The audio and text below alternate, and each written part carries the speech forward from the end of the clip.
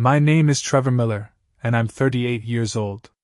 Today should have been the happiest day of my life after selling my tech startup for $2 billion. Instead, I discovered my wife Vanessa burned my passport to prevent me from ruining her secret getaway with her lover. Stay home and take care of the kids, that's what poor husbands do. I'm going to relax, she sneered, unaware of my newfound wealth. That night, I packed my essentials and left, but not before arranging a surprise she'd never forget. Before I continue this life-changing story, let me know where you're watching from in the comments. Hit that like button and subscribe if you believe karma always finds its way back to those who deserve it. I never thought I'd be a billionaire. Growing up in a middle-class neighborhood in Seattle, I was just a regular kid with big dreams. My father Walter worked as an accountant, and my mother Gloria taught elementary school. They instilled in me the values of hard work, integrity, and perseverance.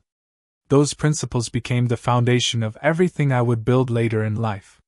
My journey into tech started in my garage at 22, just after graduating with a computer science degree. I had ideas, passion, but very little money. The first few years were brutal: ramen noodles for dinner, sleeping on a futon in my office space, and maxing out credit cards to keep the lights on.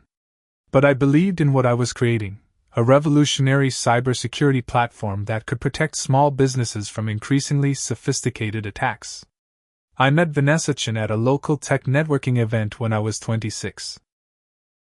I still remember that night clearly. I couldn't afford new clothes, so I wore my only decent button-up shirt and slacks that had seen better days.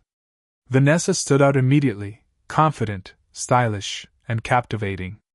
She worked in marketing for a major retail company, and seemed fascinated by my passion for cybersecurity.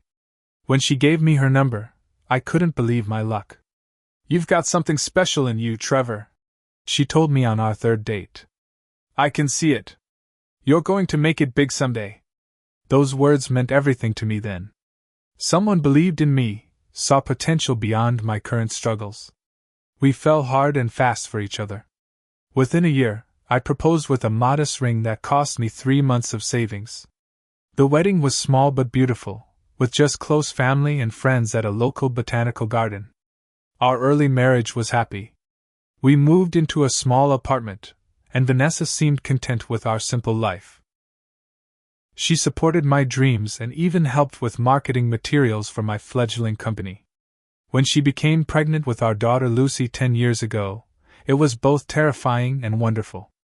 I was still struggling with my business, but the responsibility pushed me to work harder. Around that time, my old college roommate Raymond Phillips joined the company as co-founder. He brought technical expertise and a small investment that kept us afloat during a critical period. Together, we pivoted the company's focus slightly and began to gain traction.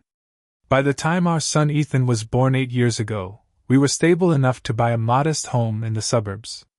As the company grew, I noticed subtle changes in Vanessa. She became increasingly focused on material things, complaining about our starter home, comparing our lifestyle to her friends with wealthier husbands, suggesting I wasn't ambitious enough. The woman who once supported my dreams now seemed disappointed by my progress, despite our comfortable life. "The Johnsons just bought a vacation home in Aspen," she'd say casually over dinner. "Rachel's husband got her that new Range Rover for her birthday. It must be nice." I worked longer hours, pushing myself to grow the company faster. Raymond noticed the change in me. "You know you don't have to kill yourself, right?" he said during a late night at the office. "We're doing well. The company is growing sustainably." But I wanted to make Vanessa happy, to give her the life she clearly desired. Meanwhile, our home life suffered. I missed school events and family dinners. Vanessa grew more distant, spending more time with her work friends, and taking greater interest in her appearance. New clothes, salon visits, gym memberships, our credit card bills grew, but I said nothing, believing it was just a phase. About 6 months ago, a larger cybersecurity firm expressed interest in acquiring our company. The initial offer was substantial, enough to make us multimillionaires. But something told me to wait, to negotiate harder. Raymond thought I was crazy to risk the deal, but I had a feeling. Trust me on this, I told him. This company is worth more than they're offering. The negotiations dragged on for months. During this time, I started noticing more red flags in my marriage. Vanessa came home later and later from work events. Strange text messages appeared on her phone that she quickly dismissed. New lingerie I never saw her wear. Weekend training sessions that couldn't be rescheduled. I was too preoccupied with the acquisition to fully process these warning signs. 3 months ago, I decided to plan something special for our upcoming anniversary. Despite Vanessa's increasing coldness, I wanted to reconnect, to remind us both of the love we once shared. I secretly booked a romantic trip to Italy, Florence, Rome, and the Amalfi Coast. I applied for new passports for both of us, as ours were expiring soon. When they arrived, I hid them in my home office drawer, planning to surprise her with the trip after the acquisition finalized. Last week, the moment we'd been waiting for arrived. The acquiring company, led by CEO Daniel Barrett, increased their offer to $2 billion. $2 billion. A number I couldn't even comprehend. Raymond and I looked at each other across the conference table in disbelief when Barrett slid the final offer document toward us. "Gentlemen, we believe in what you've built," Barrett said. "And we believe you're just getting started. We want you on our team." We signed the papers yesterday morning. Our team of 35 employees would all receive significant bonuses. Raymond and I would each walk away with nearly $1 billion after taxes. My life had changed forever in the stroke of a pen. I left the meeting in a daze, stopping to buy an expensive bottle of champagne and flowers for Vanessa. After years of struggle, sacrifice, and hard work, I could finally give her everything she wanted. I imagined her face when I told her we were rich beyond imagination, when I showed her the tickets to Italy, when I explained that we could now buy any house, any car, take any vacation she desired. For the first time in years, I felt like I could breathe. I had no idea that my world was about to come crashing down. I arrived home early that afternoon, eager to share my life-changing news. The house was quiet when I entered, but I heard Vanessa's voice coming from our bedroom upstairs. She was speaking in the hushed, intimate tone that used to be reserved for me in our early days. I stood frozen in the hallway, the champagne and flowers suddenly heavy in my hands. "I can't wait to feel the sand between my toes in Bali," she said, followed by a flirtatious laugh I hadn't heard in years. "No, he has no idea. Trevor is completely clueless as always."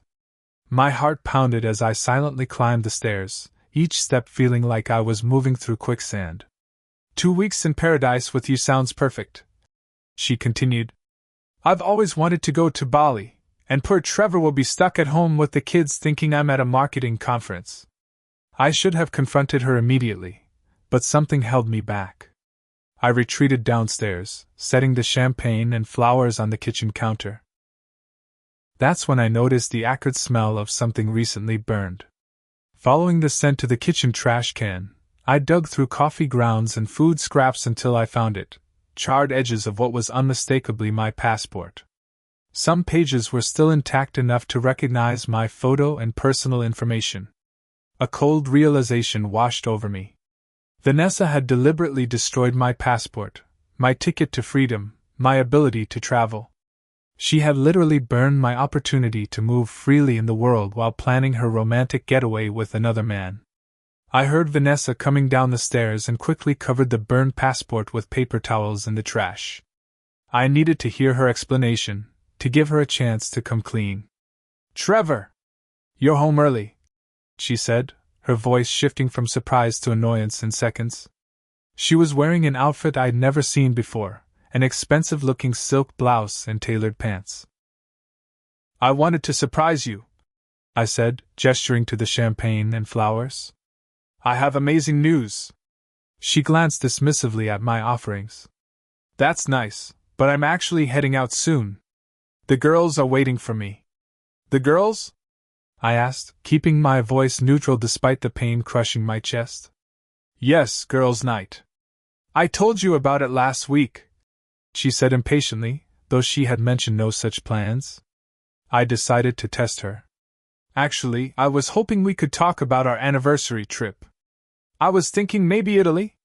A flash of panic crossed her face before she composed herself. We can't afford Italy, Trevor.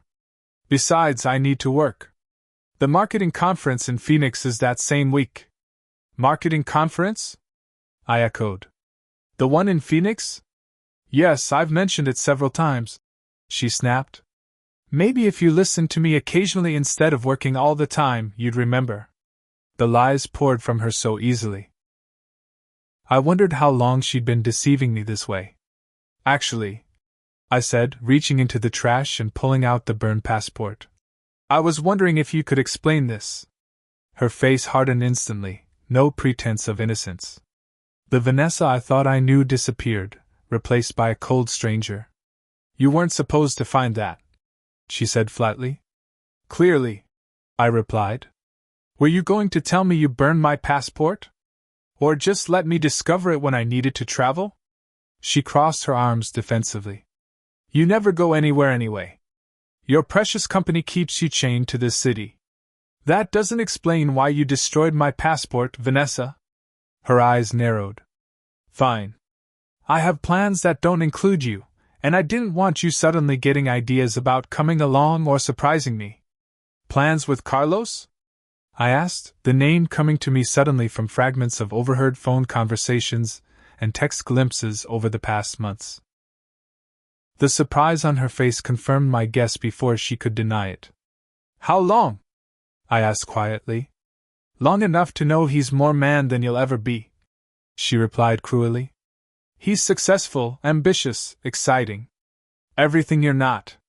The words cut deep, but I maintained my composure. And Bali? That's where you're going during your fictional marketing conference in Phoenix?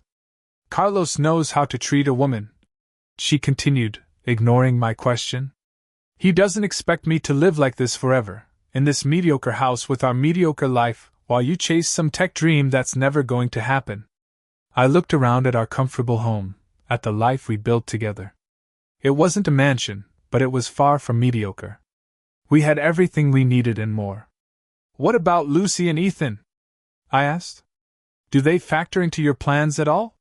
Something flickered across her face, perhaps guilt, but it vanished quickly. They'll be fine. That's what you're for, isn't it? Stay home and take care of the kids, that's what poor husbands do. I'm going to relax for once in my life. In that moment, I saw Vanessa for who she truly was, selfish, materialistic, and cruel. The woman I married had either never existed or had changed beyond recognition.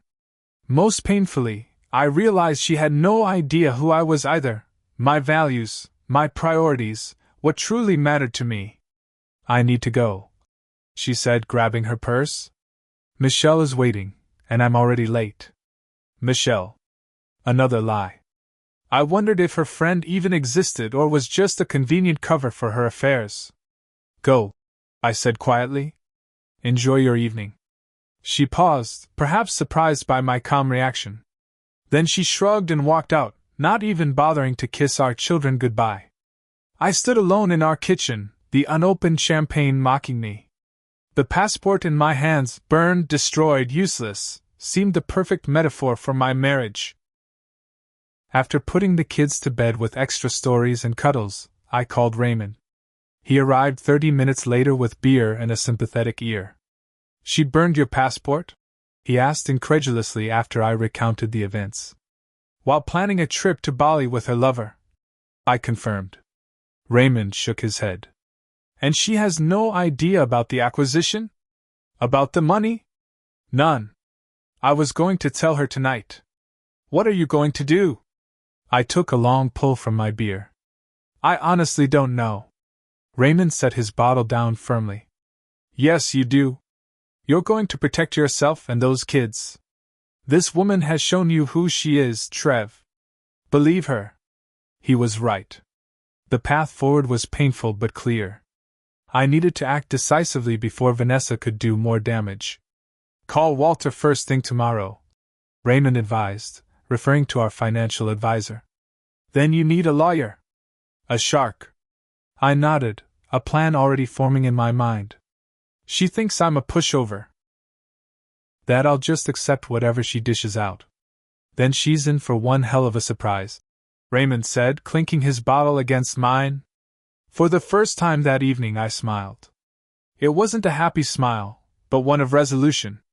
The woman who burned my passport had no idea what she had really set fire to, her comfortable future as the wife of a billionaire. The next morning, after getting the kids off to school, I put my plan into action. My first call was to Walter Freeman, our financial advisor who had helped structure the acquisition deal. I explained the situation without emotion, laying out the facts as clearly as I could. "Trevor, I'm sorry about your marriage," Walter said, his voice grave. "But I'm glad you called before any major financial moves were made. The timing is actually fortunate." "Fortunate?" I questioned. "The acquisition funds haven't been fully transferred yet.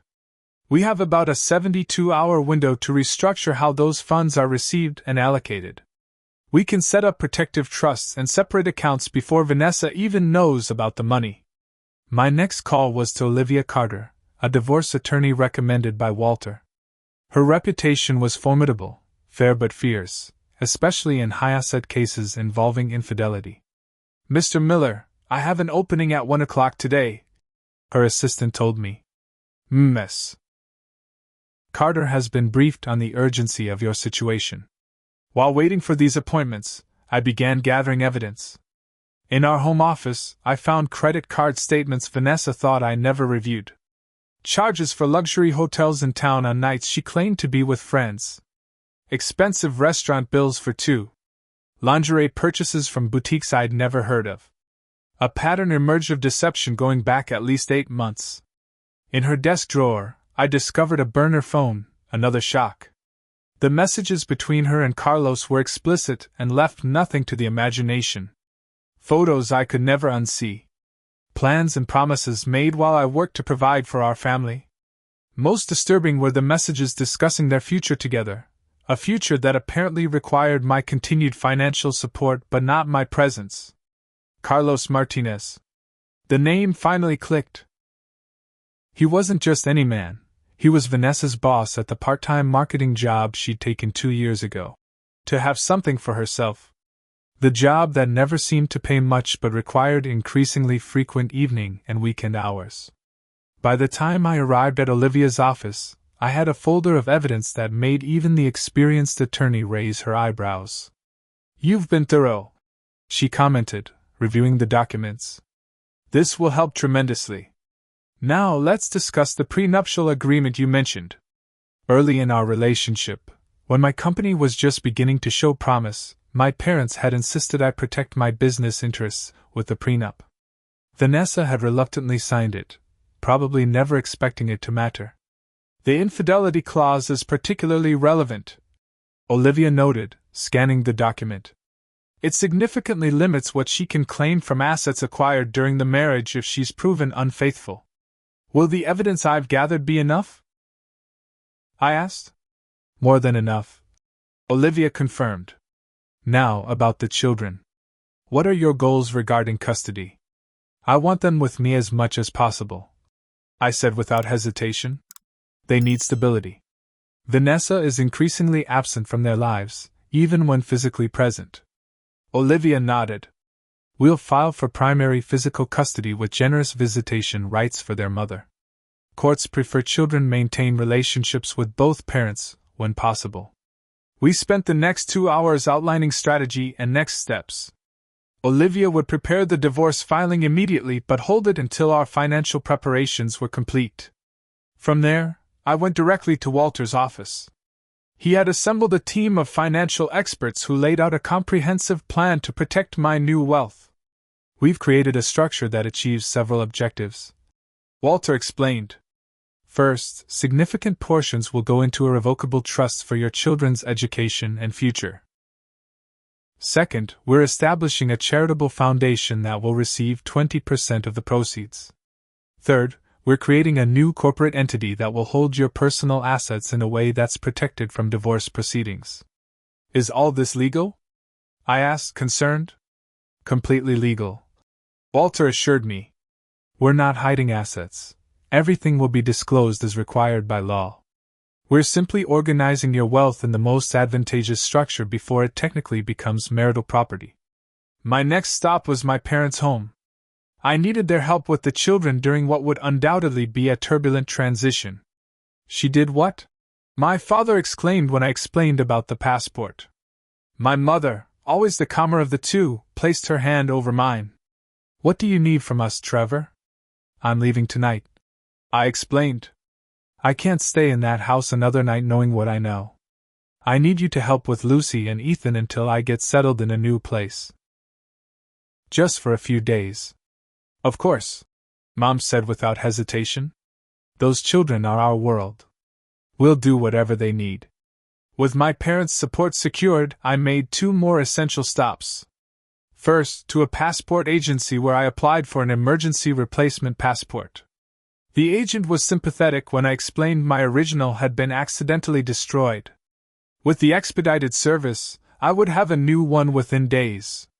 My final errand was to a bank where I opened a new household account.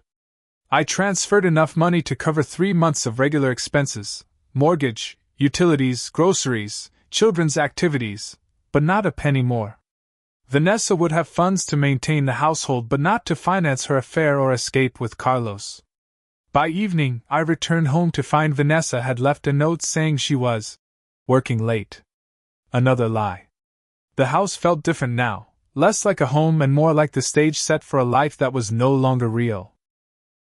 I packed essentials for myself: clothes, personal items, important documents.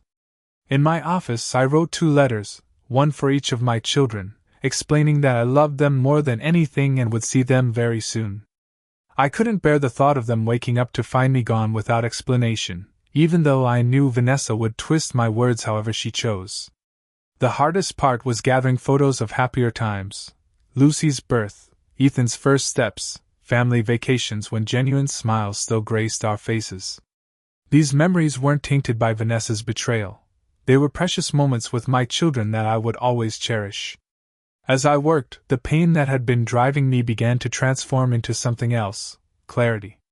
Each document secured, each arrangement made, each protective measure taken was a step toward a new life.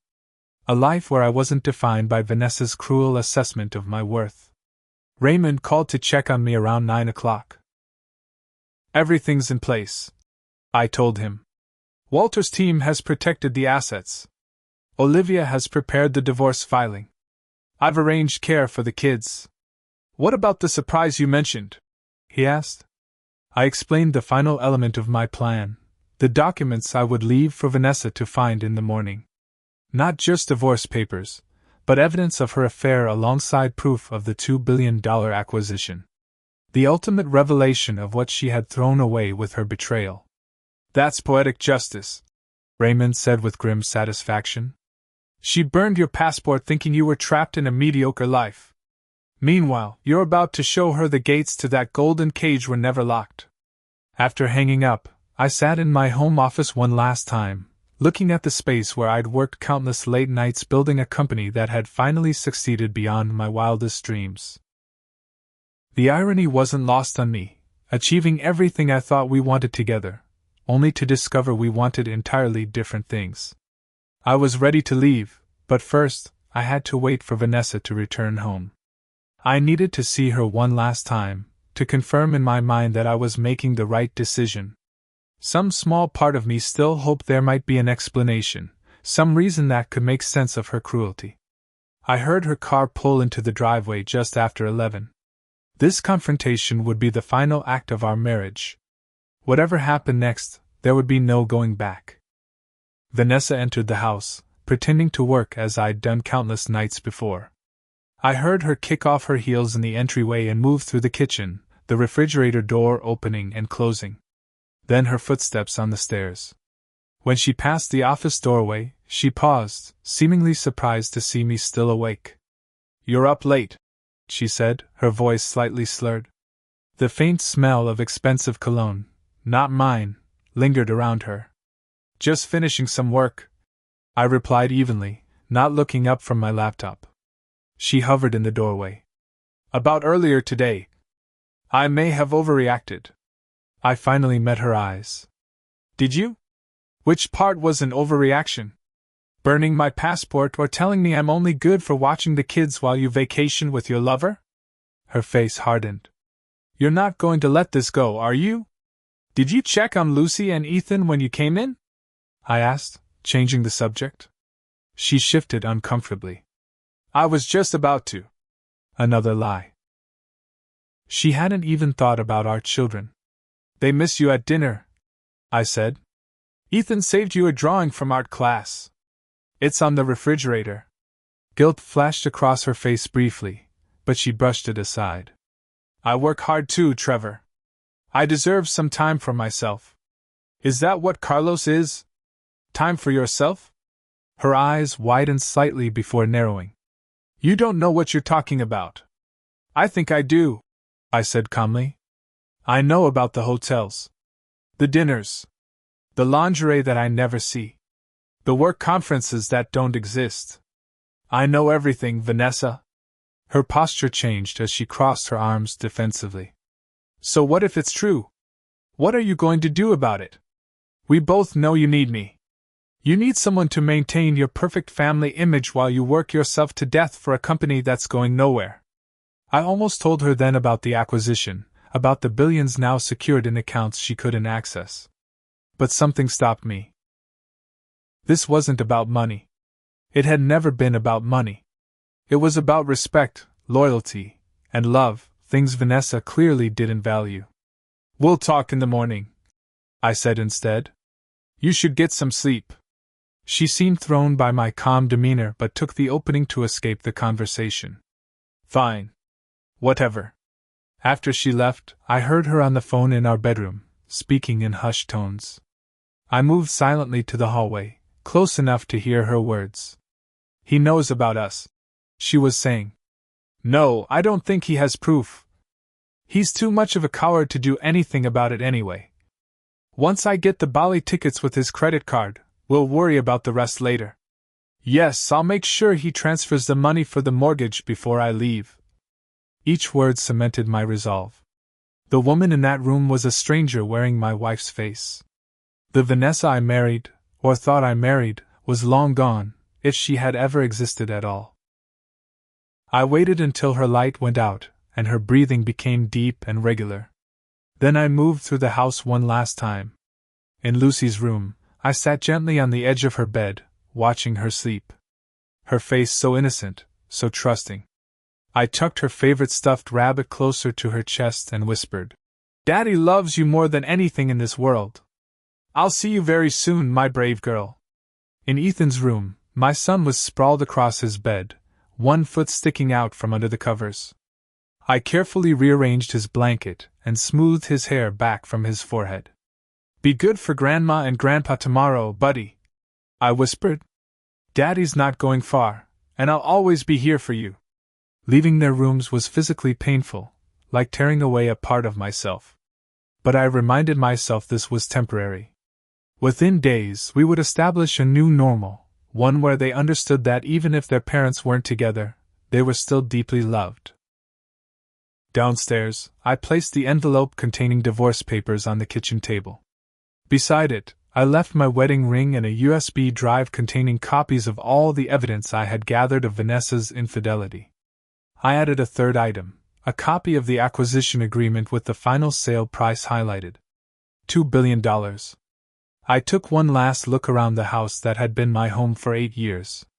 The living room where we'd opened Christmas presents. The kitchen where I'd taught Lucy to make pancakes. The backyard where I'd built Ethan's swing set. So many memories contained within these walls. But a house isn't a home when it's built on lies. And a marriage isn't worth saving when only one person is committed to it. I picked up my bags and walked out the front door, locking it behind me. In my car, I took a deep breath, feeling a strange mixture of grief and liberation. The life I had worked so hard to build was over. But perhaps the life I was meant to have was just beginning. I drove to the hotel where Raymond had reserved a suite for me. Tomorrow would bring challenges, but tonight, for the first time in months, I would sleep without the weight of suspicion and betrayal beside me. As I pulled away from the curb, I glanced in my rearview mirror at the house growing smaller in the distance. The porch light Vanessa had left on cast a warm glow that belied the coldness inside. I wondered what she would think when she woke up tomorrow and discovered what her actions had cost her. Not just a husband, but 2 billion reasons to regret burning my passport. Vanessa Martinez woke late the next morning, her head pounding from too many glasses of wine the night before. The house was unusually quiet. No sounds of Trevor making breakfast for the kids. No cartoons playing in the living room. She reached across the bed, finding Trevor's side empty and cold. "Good," she muttered. "He's taken the kids to school already." She checked her phone, smiling at a text from Carlos confirming their lunch date. Everything was falling into place. Soon they would be sipping cocktails on a Balinese beach while Trevor remained clueless in Seattle, managing the children and his failing company. Wrapping herself in a silk robe, she made her way downstairs, surprised by the continued silence. Usually Trevor left a note when he took the kids to school, detailing their after-school activities and dinner plans. His predictable reliability was one thing she could always count on, even as she'd grown to resent it. In the kitchen, she found not the expected note about the children, but an envelope bearing her name in Trevor's neat handwriting. Beside it lay his wedding ring and a USB drive. A flicker of unease passed through her as she opened the envelope and began reading the document inside. Her hands started trembling as she realized what she was holding: divorce papers citing irreconcilable differences and adultery. "He wouldn't dare," she said aloud to the empty kitchen. But as she continued reading, her confidence faltered. Trevor had filed for primary custody of the children. The financial terms were minimal: basic child support but no alimony, no property division beyond what she had brought to the marriage. There was mention of a prenuptial agreement she had signed and forgotten, with an infidelity clause now being enforced. Vanessa grabbed her laptop and plugged in the USB drive. What she found left her gasping for air. Folder after folder of evidence: hotel receipts, credit card statements, phone records, and most damning of all, screenshots of text messages between her and Carlos discussing their affair in explicit detail. "How did he get these?" she whispered, scrolling through conversations she thought were private. But it was the final document on the drive that truly shocked her: the acquisition agreement for Trevor's company, displaying a sale price of $2 billion. $2 billion. The numbers seemed to swim before her eyes. "This can't be real," she muttered, scrolling frantically through the pages. But there was Trevor's signature, alongside Raymond's and the CEO of the acquiring company. The date stamped showed it had been finalized just yesterday. Her phone rang, startling her. Carlos's name flashed on the screen. "Trevor knows everything," she blurted when she answered. "He's filed for divorce. He has proof of everything." "Calm down," Carlos replied smoothly. "So what if he knows?" "What's he going to do?" "He needs you more than you need him." "You don't understand," Vanessa said, her voice rising hysterically. "He sold his company. For $2 billion. He's a billionaire, Carlos." The silence on the other end spoke volumes. "$2 billion?" Carlos finally asked, his tone markedly different. "Are you sure?" "I'm looking at the contract right now," Vanessa confirmed. "And he's left me. He took his things and left." "Where are the kids?" Carlos asked after another long pause. The question jolted Vanessa. In her shock over Trevor's departure and newfound wealth, she hadn't even checked on her children. I don't know," she admitted, rushing upstairs to their bedrooms. Both were empty, beds neatly made. On each pillow lay a sealed envelope with "Lucy and Ethan" written on them. Letters from their father. She returned to the phone. "They're not here. He must have taken them." Carlos's sigh was heavy with implication. "Look, Vanessa, I think we need to take a step back. This situation is more complicated than we anticipated." "What are you saying?" she demanded. "I'm saying this isn't what I signed up for. A messy divorce with a billionaire? That's going to get ugly fast. So you're backing out? After everything you promised? Vanessa couldn't believe what she was hearing. Let's just take some time to think this through, Carlos hedged. Call me when things settle down. He hung up before she could respond. Vanessa stood in her kitchen, surrounded by evidence of her betrayal and the crumbling remains of her carefully constructed plans. A text notification broke her trance, not from Carlos as she hoped, but from Trevor's mother Gloria. Lucy and Ethan are with us. They're fine. Trevor said to tell you he'll arrange to bring them home after school tomorrow. At least the children were safe. But what about her financial situation? Vanessa rushed to check their joint bank accounts online. To her horror, all but one showed a zero balance. The remaining account held exactly enough to cover household expenses for the next 3 months: mortgage, utilities, groceries, and the children's activities. Nothing more. Panic rising, she tried her credit cards next. Declined. All of them. Trevor had moved swiftly and strategically to limit her access to funds. The doorbell rang, startling her again. When she opened the door, a professionally dressed woman stood on the porch. Mrs. Miller? I'm Olivia Carter, Mr. Miller's attorney. She handed Vanessa a business card. I thought it might be helpful to discuss next steps in person. Vanessa's mind raced. An attorney already? Trevor had clearly been planning this for some time. I haven't hired an attorney yet, she said defensively. That's your prerogative, Olivia replied coolly. But given the circumstances, I'd advise you to secure representation promptly. May I come in? Vanessa reluctantly stepped aside. Inside, Olivia laid out the situation with clinical precision.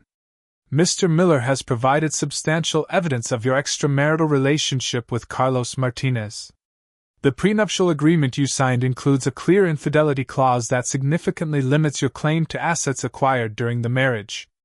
I didn't think that would ever matter, Vanessa admitted weakly. His company was struggling for years. Until it wasn't, Olivia noted. The acquisition was finalized yesterday. The timing is unfortunate for you. I want alimony, Vanessa demanded. I'm entitled to half of everything. Olivia's expression remained impassive. Under normal circumstances, perhaps. But the prenup you signed, combined with the evidence of infidelity, substantially changes the equation. Mr. Miller is prepared to be generous regarding the children's care, but he will not be funding the lifestyle you envisioned with Mr. Martinez. The attorney passed her another envelope. These are temporary custody and support arrangements until court proceedings can begin. Mr. Miller is requesting primary physical custody with liberal visitation rights for you. He can't take my children, Vanessa protested. He doesn't want to take them from you, Olivia corrected. He wants what's best for them. Their stability and well-being are his primary concern. After Olivia left, Vanessa collapsed onto the couch, the reality of her situation finally sinking in. She had betrayed a man who had just become a billionaire. She had burned the passport of someone who could now buy a private jet if he wanted. She had belittled and emasculated a husband who had been working tirelessly to build something extraordinary. Her phone buzzed with a text from Carlos. I think we should cool things off for a while. Of course. The coward was abandoning her now that the gravy train had derailed. Vanessa looked around at her beautiful home, at the life she had taken for granted. For the first time, she felt the full weight of what she had destroyed, not just her marriage, but her family, her security, her future. Trevor had indeed left her a surprise. Just not the one she expected. I woke in my hotel suite to sunlight streaming through unfamiliar curtains. For a moment, I felt disoriented, until the events of the previous day came rushing back. I had left my home, my marriage was over, and I was now a billionaire without the partner I had planned to share that wealth with. My phone showed several missed calls and texts, Raymond checking in, my mother updating me on the children, and Olivia confirming she had delivered the temporary custody papers to Vanessa. Notably absent was any communication from my soon-to-be ex-wife. Within a week, I found a spacious apartment in a secure building close to the children's school. It wasn't my permanent solution, but it would provide a comfortable home while I figured out next steps. I furnished it simply but warmly, creating bedrooms for Lucy and Ethan that echoed their spaces at home to ease the transition. The first weekend the children stayed with me was both wonderful and heartbreaking. Lucy, at 10, was old enough to sense something serious had happened, while 8-year-old Ethan simply wanted reassurance that everything would be okay. "Are you and Mommy getting a divorce?" Lucy asked directly as we prepared dinner together. I had promised myself I would be honest with my children without burdening them with adult problems. "Yes, sweetheart. Mom and I have decided we can't live together anymore." "Because of Carlos?" she asked, surprising me with her awareness. "You know about Carlos?" She nodded solemnly. "I heard Mom talking to him on the phone. She laughs different with him. Children notice everything." I made a mental note to remind Vanessa to be more discreet around the kids. "The problems between Mom and me are complicated," I explained gently. "But none of this is your fault or Ethan's fault. We both love you more than anything in the world. Will we have to choose who to live with?" Her voice trembled slightly. "No, honey. You'll spend time with both of us. This apartment is close to school, so you can stay here often. And you'll still have your room at the house with Mom." She seemed satisfied with this answer, but later that night, I found Ethan crying quietly in his new bedroom. "What's wrong, buddy?" I asked, sitting beside him on the bed. "I want to go home," he sobbed.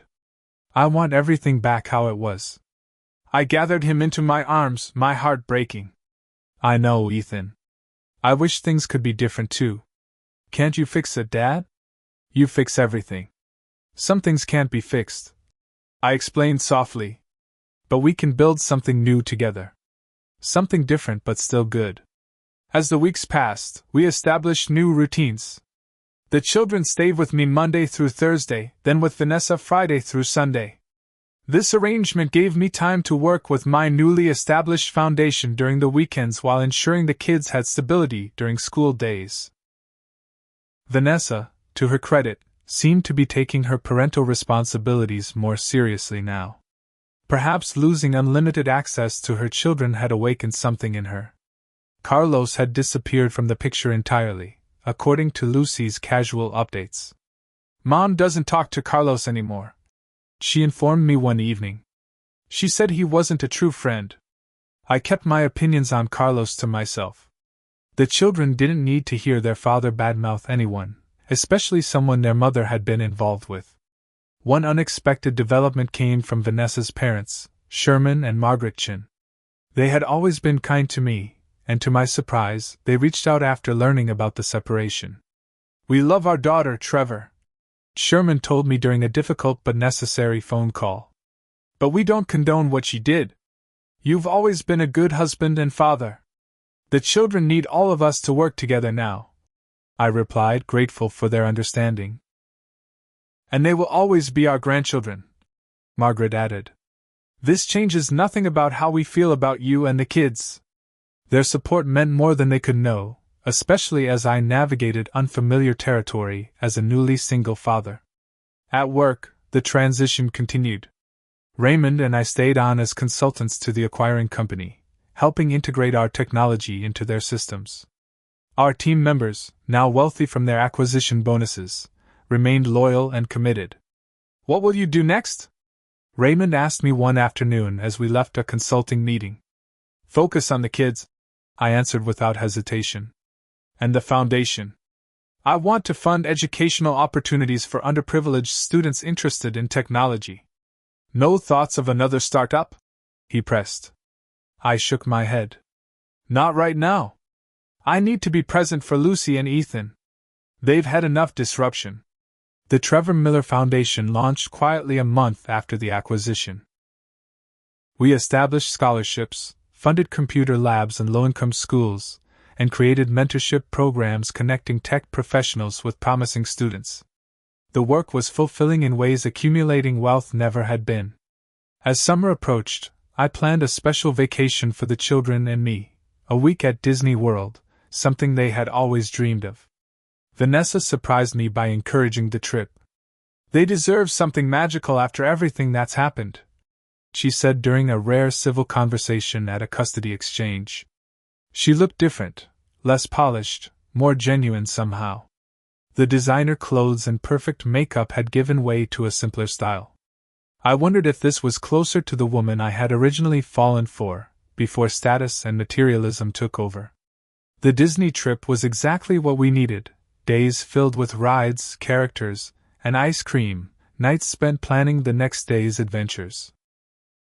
Watching my children's faces light up with joy helped heal something in me that had been broken for longer than I realized.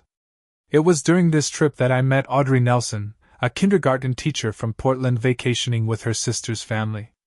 We struck up a conversation while waiting in line for Space Mountain, our children making friends instantly. "So you're braving Disney as a solo parent?" she asked, smiling warmly. "That's courageous. Some days require more courage than others," I admitted. "Today has been a good one." We exchanged contact information casually before parting ways, neither of us expecting anything to come from the brief encounter. But back in Seattle, I found myself thinking about her genuine smile and easy way with the children. A text led to a phone call, which led to a coffee meeting when she visited Seattle for a teaching conference. For the first time since my marriage imploded, I felt a flicker of possibility. Not romance, necessarily, but genuine connection with someone who valued what I valued. "I'd like to see you again," I told her honestly as our coffee stretched to 2 hours. "But I should be upfront about my situation. I'm in the middle of a divorce, I have 2 children, and my life is complicated right now." Audrey appreciated the honesty. "Complicated doesn't scare me. But I respect that your children come first. Maybe we start as friends and see where things go." Friends. The concept was appealing, building something on a foundation of mutual respect rather than rushing into another relationship. Meanwhile, Vanessa continued to surprise me. During a parent-teacher conference we both attended, she supported my suggestion for additional reading support for Ethan without the defensiveness that had characterized our later years together. "You're good at this," I told her afterward, gesturing vaguely at the school. "At what?" "Being a mom. When you focus on it." She looked away, but not before I caught a glimpse of something vulnerable in her expression. "I'm trying to be better. For them." As summer turned to fall, our new normal began to feel less new and more normal. The children thrived with our consistent co-parenting schedule. My friendship with Audrey developed slowly, built on shared values and genuine interest in each other's lives. The foundation grew, expanding its programs to more schools. Not everything was smooth, of course. Vanessa occasionally attempted to manipulate situations, especially as she realized the divorce settlement would provide far less than she had hoped. There were tense phone calls and difficult negotiations through our attorneys. But through it all, I maintained boundaries while remaining fair. The children's needs came first. My own healing came second. And the wealth that had arrived at such a pivotal moment? It was a tool, not an identity, a means to provide security for my family and opportunities for others, not a scorecard to wave in Vanessa's face. One evening in late September, Vanessa called outside our usual co-parenting communication schedule. "I've started therapy," she said without preamble. "That's good," I replied, unsure where the conversation was heading. "I've been doing a lot of thinking about us." "About what happened?" I remained silent, giving her space to continue. "I was wrong, Trevor. About so many things. I got caught up in wanting more status, more luxury, more excitement. I stopped seeing what was right in front of me." "Vanessa," I began, not wanting to reopen old wounds. "I'm not asking for another chance," she interrupted. "I know that ship has sailed. I just wanted you to know that I recognize what I threw away. And I'm sorry." The apology was unexpected but appreciated. "Thank you for saying that. I hope the therapy helps." "It is," she said quietly. "I want to be better for Lucy and Ethan. And maybe someday for myself too." After we hung up, I sat on my balcony watching the Seattle skyline glitter against the night sky. 6 months ago, My world had imploded when I discovered my wife's betrayal. The pain had been almost unbearable. But sitting there, I realized something important. If Vanessa hadn't burned my passport, if she hadn't revealed her true character so clearly, I might still be trapped in a marriage with someone who didn't value me or share my priorities. Her cruelty had ultimately set me free. I pulled out my phone and texted Audrey. "The kids would like to know if you join us for pizza and a movie Friday night."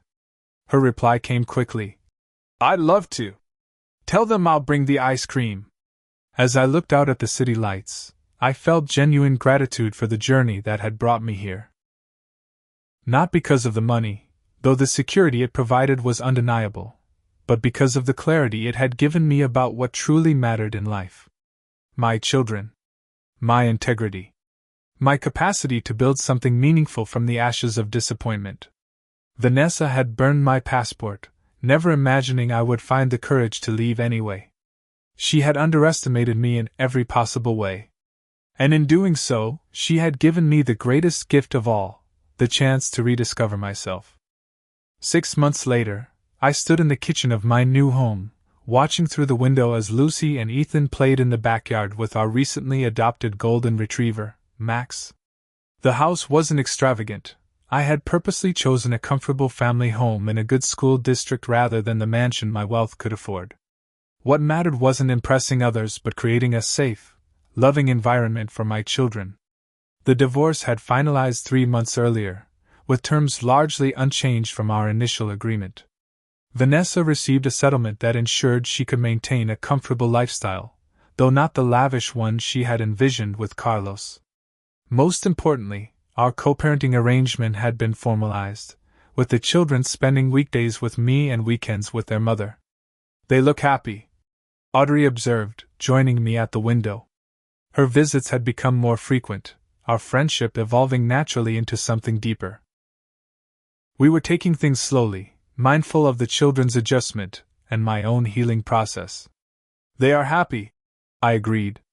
"Considering everything they've been through, they've shown remarkable resilience." "Children often do," she said, her experience as a teacher evident in her understanding. "They take their cues from the adults in their lives. You and Vanessa have done a good job keeping your conflicts away from them."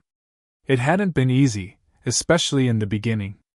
But therapy had helped, not just Vanessa's individual sessions, but the co-parenting counseling we both attended to learn how to communicate effectively for our children's sake.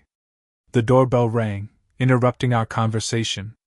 It was Vanessa, arriving to pick up the kids for their weekend together. "Come in," I said, stepping aside. "They're just finishing up in the backyard with Max." She entered tentatively, still adjusting to the boundaries of our new relationship. "Nice dog," she commented, watching through the window.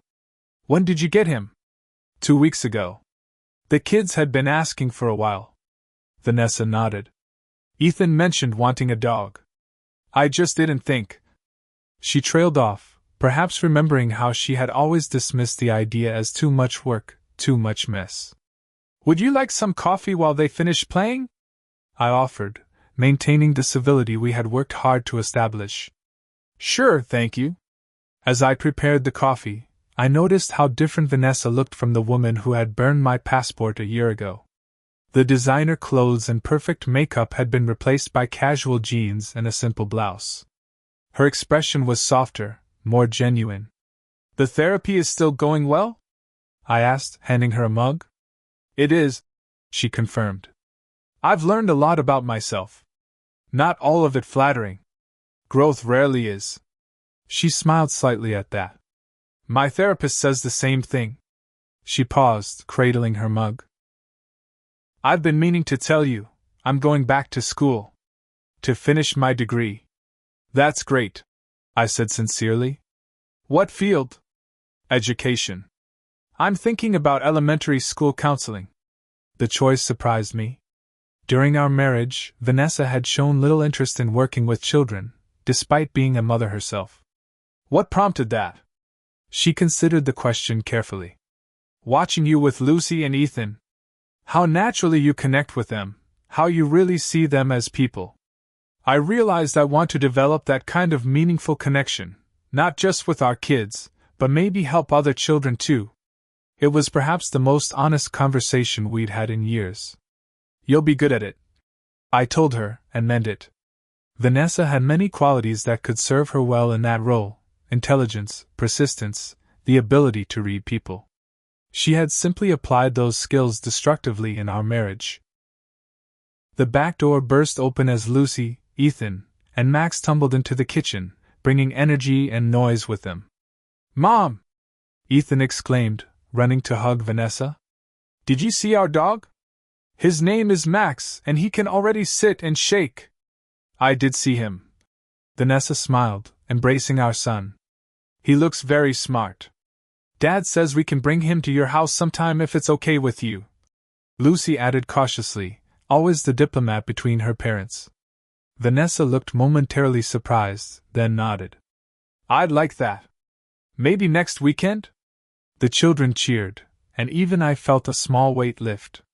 These moments of cooperation, of putting the children's happiness first, were healing for all of us.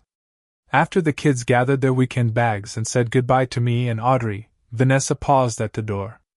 "Trevor," she said quietly, "I know I've said this before, but I truly am sorry. For everything." "I know," I replied. "We both made mistakes. We're doing better now." It wasn't complete forgiveness. Some wounds were too deep for that, but it was acceptance. Acceptance that our past couldn't be changed, but our future interactions could be guided by mutual respect, if not for each other then for the two young lives we had created together.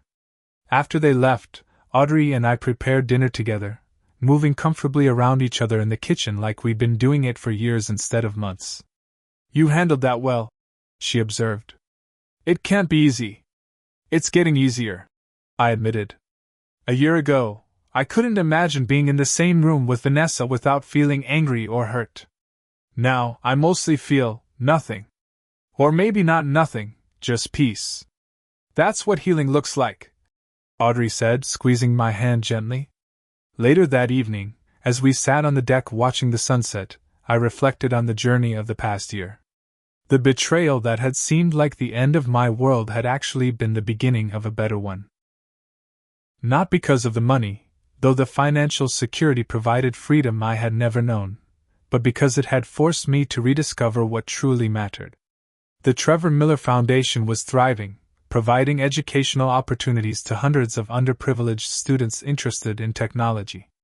Raymond and I had launched a venture capital fund focusing on startups with social impact goals.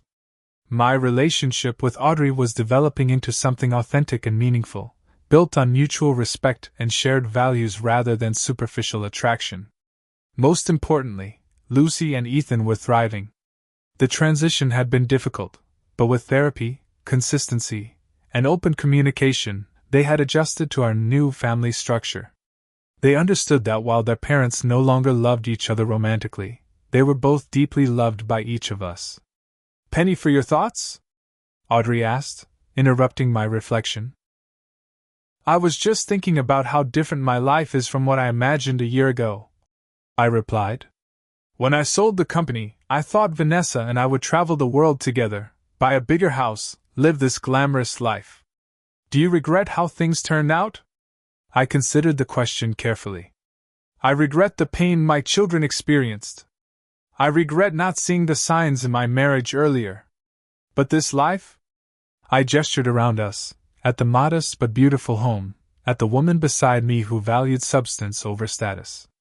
"No, I don't regret this at all." The billion-dollar lesson I had learned wasn't about money. It was about authenticity.